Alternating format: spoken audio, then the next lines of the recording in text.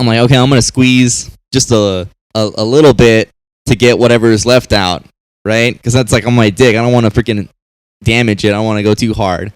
And then I squeezed a little bit, and a shitload of string cheese came out, man. And once I got it out, man, I got out of that restroom, washed my hands, and I was like, damn, my dick feels brand new.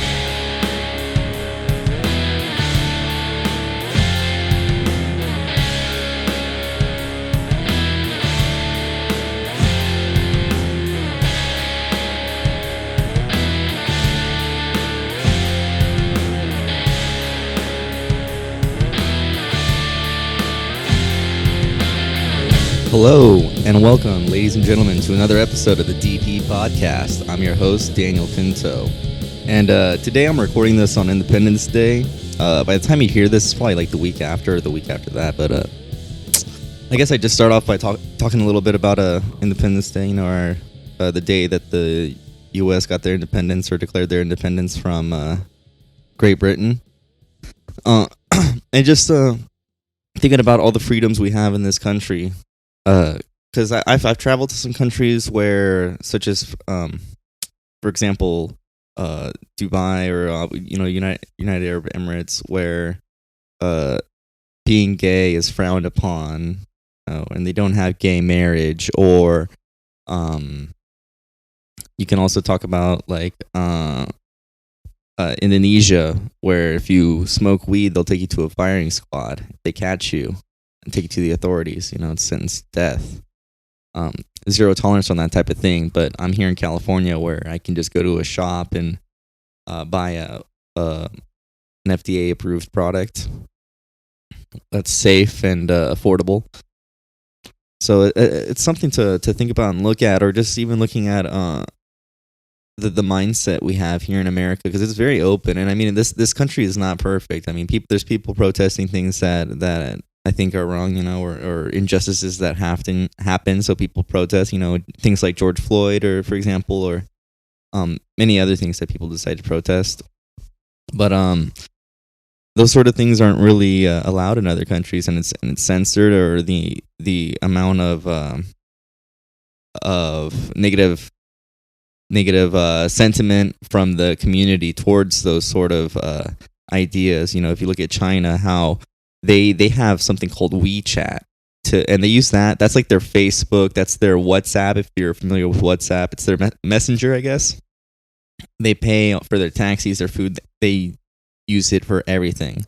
And their Facebook's blocked there, Instagram, all the social media sites. So you need a VPN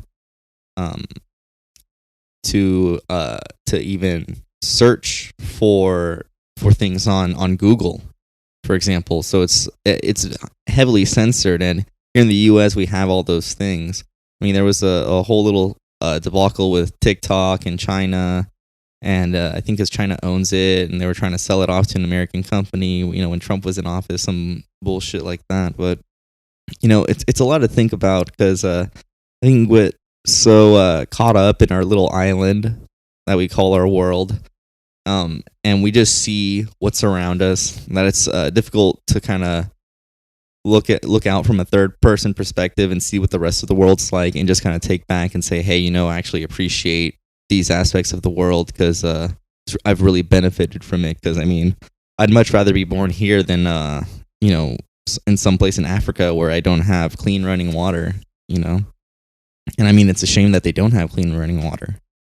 I actually just watched sidetrack. I just watched an interview on Lex Friedman's podcast with this woman who defected from North Korea, and just hearing how they don't have colors or anything. Everything's like gray. Everything's very bland. But now she dresses very fashionably. So it's for her. It's like she had no concept of creativity, because that's just what she knew.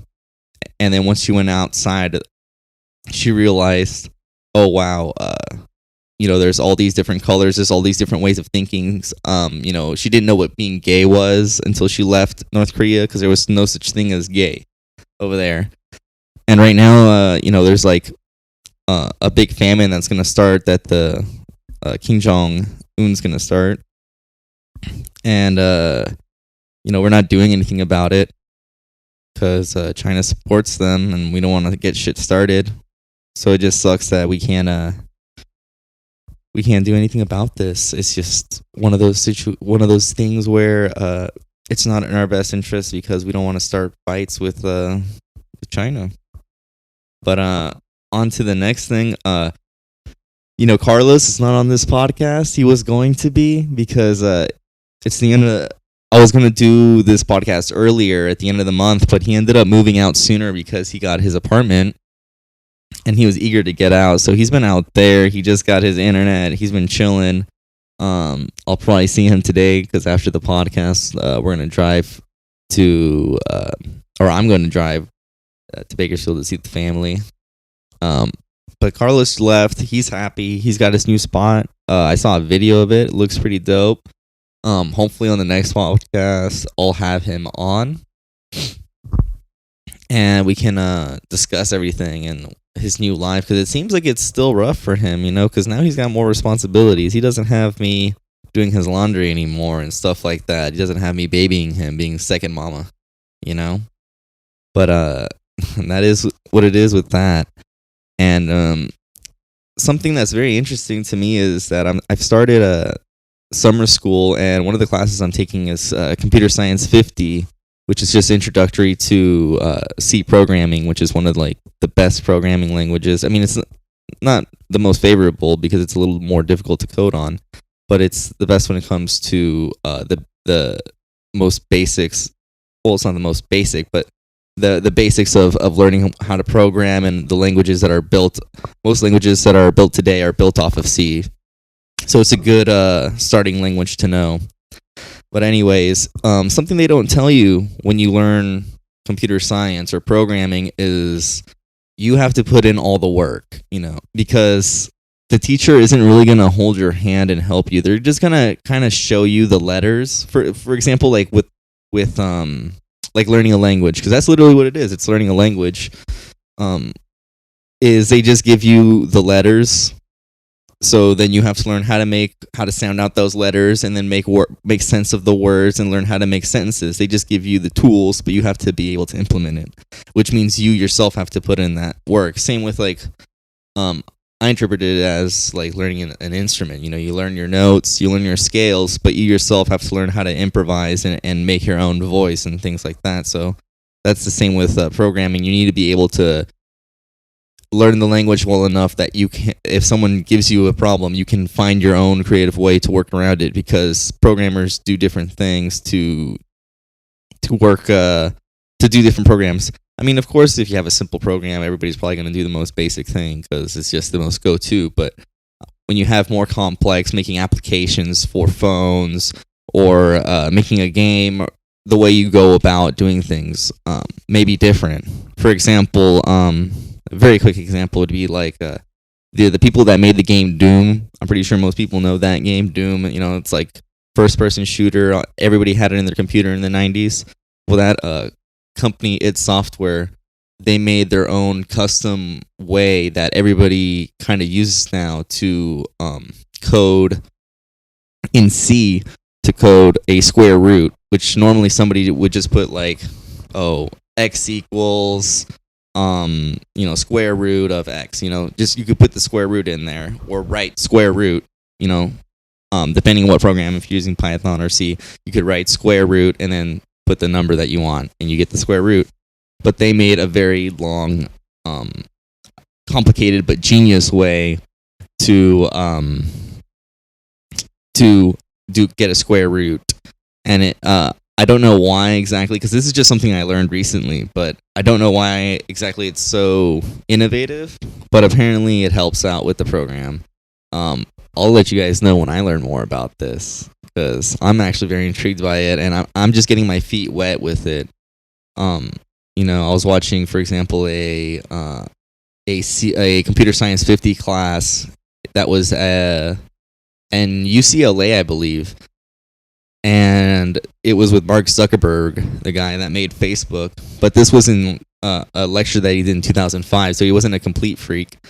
But he still had a little bit of human soul left in him. But he was just talking about some of the difficulties he had when it came to programming and things that they had to innovate on. For example, uh, when they made a Facebook, it was just at their school. Oh, I think it might have been Harvard. Yeah, it was Harvard. But at his school at Harvard, he made Facebook, so it was just made for the people at the school. So it was very simple. It wasn't simple, but it was easier to program as to the amount of users you had. So you didn't have to code such a complex code to store all of this information, right? When it came to all the users and who they knew and the pictures they stored, all this. And eventually, other schools wanted to reach out, and they wanted their Facebook in their school, right? So Mark Zuckerberg and his partner had to start figuring out how to code and connect all of these schools together. And this, what he figured out, the coding program that he figured out, was something nobody had done before, which the hardest part for him was programming the friends that somebody had and who they knew, so that when you clicked on your friend and then you looked at their friends, you'd see, oh, we have these friends that we know. And then you could click on their friend, and then they would show their friends that you knew, and so on and so forth, until, you get to an account that is private. You can't see any of their shit, for example. But to do that, you have to, repeat it so many times, basically an infinite number of times. So they figured out how to subcategorize it by making other I guess servers or files that would store okay, this person lives in Los Angeles, this person lives in San Diego, or this person also goes to this school. So they would put subcategories to help store all that information, so that it wouldn't be so much for just one program to run.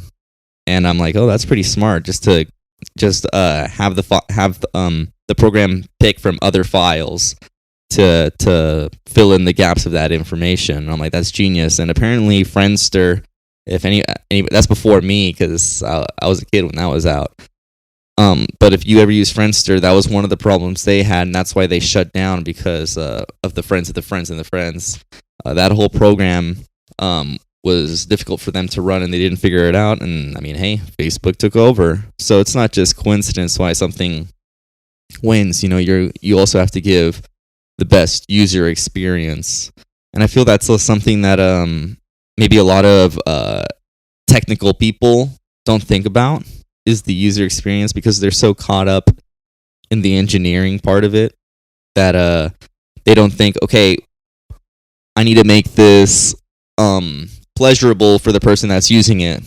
So someone like Steve Jobs, when they saw they make their products, they're like, okay, how is this going to be something that's aesthetically pleasing? That's why when you look at my opinion, the operating system for Mac, it's a lot more user friendly. Same with their iOS on their iPhones. I feel old people, everybody, when they use it, they say, yeah, it's a lot more easier to use than Android or Windows for PC. When you're just getting a beginner. Obviously, if you're familiar with it, then one's going to be easier than the other. That's enough talk about that computer science bullshit. But basically what I'm saying is, when it comes to this learning it's you got to learn on your own. Don't expect, it's not like a math class where the teacher's going to give you, or biology where the teacher's going to give you all the information. You really got to go out and do it yourself, and maybe do things that you enjoy to help reinforce what you do. If you're reading books, maybe you want to read a book you enjoy, right? So when it comes to programming, for me, it's like, okay, when I was learning Python, which I learned before taking C, I was like, okay, I want to learn how to program a Pong game, the simple Atari Pong game, ping pong, whatever. I want to be able to play that, make that game 2-player, So I figured out how to make a window pop up on my screen. I figured out how to put 2 paddles and make them move and attach to which key, and you learn all these things. I was like, cool. And maybe it's not that useful right now, but later down the road, you might need to figure out how to make different inputs go to different things. For example, when you're playing, or if you're even on a program just at school or something, not even a game, let's say that, and you're like, okay, I need the F1 key to do something. like it refreshes the page, or it takes me to the next page, or the left right arrow takes me to the next PowerPoint page or something. I need to program that, and figure out, okay, well, this is this key, and know what that means in that language, because Python is probably the most basic language, I'd say, to learn. It's a newer language, and I would recommend it to everybody to start to learn on, because C might be a little intimidating at first, in my opinion, because when I would look at my friends doing it, I'm like, oh, this looks like Python, just way more complicated because there's a lot more going on. But once you understand everything, like just like when you start understanding language, you're like, okay, I get it. I see what's going on. It's not as complicated as I thought. But as I said, very intimidating in the beginning. And this is 4th of July. I got to get going, so we'll keep this episode short. But I guess two more topics we'll talk about, but one thing I wanted to talk about was the African American Olympic woman that was doing track, and she might be losing her gold medal, I believe, because she was smoking weed. And I understand the sentiment. First off, I just want to say I'm in the boat that I think that's stupid. I think she shouldn't be losing it over weed. Weed is not a performance enhancing drug. Who cares if she smoked weed? The fact that she did it and was smoking weed, like, who cares? Great, that's awesome. Should normalize weed more. So I think she shouldn't get the gold medal revoked. That being said, when you're looking at it being like the Olympics, now you're looking at it being a global thing, right? And globally, marijuana is not seen as an okay thing, and that's just the facts of it. That people don't see, or not people, but governments in other countries do, and the people who live in it do not see marijuana as a good thing, and it's still demonized. So that outweighs one country's opinion. We would need everybody to cry out saying, hey, it's not okay. So that's just what I think. I think people are, not, like I said, goes back to our independence and protesting. Like, we have the right to say all that stuff, but I think might take a couple more generations before that goes away, only because countries don't see it as a good thing. I mean, if you do the Olympics in China and you take weed, they're gonna fuck you up. They're gonna take you to jail. I don't care that it's okay in the Olympics. In their country, it's illegal. And I'm sure that's how they're gonna see it in the Olympics. So I think that's the bigger picture of it, right? Like I said, we get caught up in things, just to bring it back around, and we look at things that just our world, how we just see weed as whatever. But when you look at the rest of the world, the big picture, that's not what it is. But I guess I want to end this with a freaking story that happened to me a couple days ago while I was at work. But I want to preference it with this. I'd been like watching because on TikTok, TikTok's aggressive, man. That's an aggressive app, because if you look at one thing and they promote like whatever's popular, right? Like for your page shit as soon as you turn on, right? So I get like whatever stuff's from my contacts, then I get a bunch of crazy host shit, because there's always host shit on TikTok. Like, man, you look at my Instagram, it's like dog stuff, Dragon Ball, it's no host stuff. You look at my TikTok, it's just like crazy host stuff, and I'm like, what the fuck, right? Anyways, and then the stuff I actually like, which is like weird shit, like seeing like a girl eat a worm, like this crazy older woman eat a worm, just weird shit, right? But one of the things that I saw on TikTok that they were promoting was pimple popping, and I'm like, yo, when I see that shit, I'm like, whoa, it's like, it's interesting. Like, I like to see the pimple pop and pop pimples. And I know a lot of people that do. I know some people that are like, oh, that's disgusting, but I'm like, nah, that's cool. So I see videos where like they're like gnarly crazy shit, where this guy like on his ear has like some little like blackhead, and then they like stab it with an X-Acto knife, and then they pop it, and it's like a freaking crazy goat cheese, string cheese coming out like for days, just freaking 6 feet, like fruit by the foot, going ass fucking yeah, it's bad. But anyways, I was thinking like, man, like I've never had anything like that. That'd be crazy if I got older and like I had something like that. That's what I was thinking like a couple days ago. And then just like maybe a week ago, and then a few days later, I go to take a piss, and I feel on my dick. I feel like like like something I don't know, like kind of like a bell pepper seed, I guess they'd say. I feel like a bell pepper seed right there, like on not on the tip of my dick, but like below my urethra, right? So I'm like, oh, what the fuck is this fucking bell pepper seed? So then I'm like, you know what? I'm gonna sit down on the toilet, put the cover on the seat, and then I sit on the toilet, and then I look at my dick, and I'm like, oh, like what the fuck is this? And it looks like it's there's some like yellow on the tip, so it looks like a pimple. And I'm like, oh, is this like a big ass pimple thing? And so I start popping it out, and then like this freaking yellow, like sesame seed ass, fucking like blackhead, I guess you'd call it, starts coming out, and I get like half of it out, and then I try to pull it out, and it breaks. So then I take that off, and then I'm like, okay, we gotta keep going. I ain't gonna leave the rest of that bitch in there. Ugh. So then I fucking start pushing it, and I pull the other half out. And then when I pull the other half out, like a little bit of like some string cheese comes out, right? It's like nice and soft, and I'm like, oh, okay, that must be the end of it. And I'm like, well, I'm gonna squeeze out and like, cause usually when you see like a little bit of blood, then you're like, okay, you're good. But then I'm like, okay, I'm gonna squeeze just a little bit to get whatever is left out. Right? Because that's like on my dick. I don't want to freaking damage it. I don't want to go too hard. And then I squeeze a little bit, and a shitload of string cheese came out, man. Not like fruit by the foot status, but a lot, in my opinion. Like, I think if a girl saw it, they'd be like, it was a lot. But it wasn't really that much. It was like maybe like on my thumbnail, I'd be like, oh, yeah, the length of my thumbnail. But I saw it all come out. And I was like, damn. And you know what, guys? You think that hurt because it's on your dick, but man, it didn't hurt at all. It was just like, it was easy to. The hard part was getting it out because it was like coming out of a little hole, and the hole had to stretch. But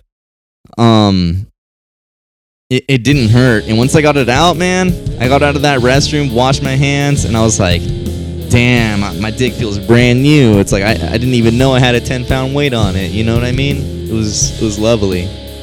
But everybody have a great 4th of July. This has been an episode of the DP Podcast. Have a good one. Take care. Peace.